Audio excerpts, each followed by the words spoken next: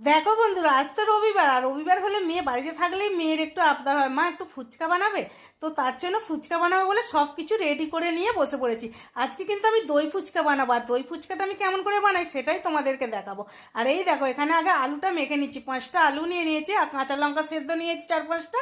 আর এখানে দেখো মটর সেদ্ধ দিলাম, আমি না ছোলাটা আমার বাড়িতে ছিল না তাই দিতে পারলাম না।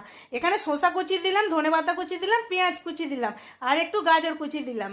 আর দিয়ে এবার দেখো একটা লেবুর রস, মানে এক টুকরো লেবুর রস দিয়ে দিচ্ছি এর মধ্যে। দিয়ে এবার আলুটাকে আগে ভালো করে মেখে নিতে হবে। আর আজকে কিন্তু আমি কিছুটা জল ফুচকা বানাবো আর কিছুটা দই ফুচকা বানাবো। আর দেখো জলটা আমি তোমাদেরকে রেডি করে নিয়েছি, আর দেখানো হলো না আমি দই ফুচকাটা দেখাবো বলে। আর এই দেখো, এই যে মশলাটা, এটা হচ্ছে জিরে ধনা শুকনো লঙ্কা ভেজে গুঁড়িয়ে রেখেছি, এটাই ফুচকার মধ্যে আমি দিই।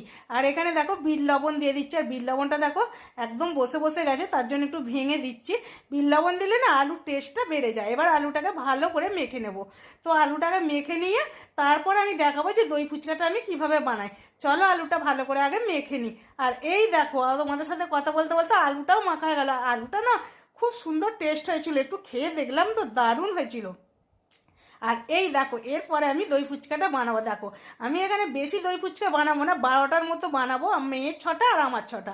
আর তারপর আমরা জল ফুচকাই খাবো। আর জলটা কিন্তু আমি আগেই রেডি করে নিয়েছি, তোমাদেরকে আর জলটা দেখালাম না, আমি দই ফুচকাটাই দেখাবো। তো দেখো আমি 12টা ফুচকাকে আগে ভালো করে এগুলোকে ফাটিয়ে নিয়েছি, নিয়ে এর মধ্যে আলুগুলো চামচ দিয়ে আগে সব ভরে নিচ্ছি। আর দই ফুচকা কে কে খেতে পছন্দ করো বলো তো? দই ফুচকা খেতে আমার কিন্তু ভীষণ ভালো লাগে। আর অনেক দিন পরে দই ফুচকাটা বানাচ্ছি, আমরা কিন্তু এমনি জল ফুচকাই খাচ্ছিলাম। তো অনেক দিন পরে মেয়ে আজকে বললো, মা একটু দই ফুচকা বানাও, তো তার জন্যই বানাচ্ছি। আর এই দেখো আলুগুলো কথা বলতে বলতে সব ভরে নিচ্ছি। আর আলুগুলো একটু আমি কিন্তু বেশি বেশি করে দিচ্ছি, বেশি বেশি আলু দিলে না ফুচকাগুলো খেতে কিন্তু খুব ভালো লাগে।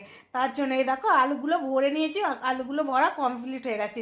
এরপর এর মধ্যে আমি কি দেবো সেটাই দেখাচ্ছি। এই দেখো দই দিয়ে দিচ্ছি। তো দইটা একটু দেখো আমি একটু অল্প করে দিতে যাচ্ছি, বেশি বেশি পড়ে যাচ্ছে। যাই হোক, দই ফুচকা একটু দই বেশি হলেও ভালোই লাগে। তো দইটা এর মধ্যে দিয়ে দিচ্ছে। আর দেখো ফুচকাগুলো যেহেতু পাঁপড় ফুচকা না, শুধু বারবার উল্টে যাচ্ছে উল্টে যাচ্ছে।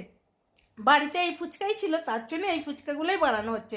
আর এই দেখো, এরপরে দই দেওয়ার পরে দেখো একটু করে লবণ দিয়ে দিচ্ছে, আমি কিন্তু এখানেও বিট লবণ দিচ্ছি। একটু করে লবণ দিচ্ছি যাতে দইয়ের টক ভাগটা কেটে যায়, তার জন্য। আর তারপরে দিয়ে দিচ্ছি সস। সসটা তো দিতেই হবে, তো দেখো সসটা দিয়ে দিচ্ছি।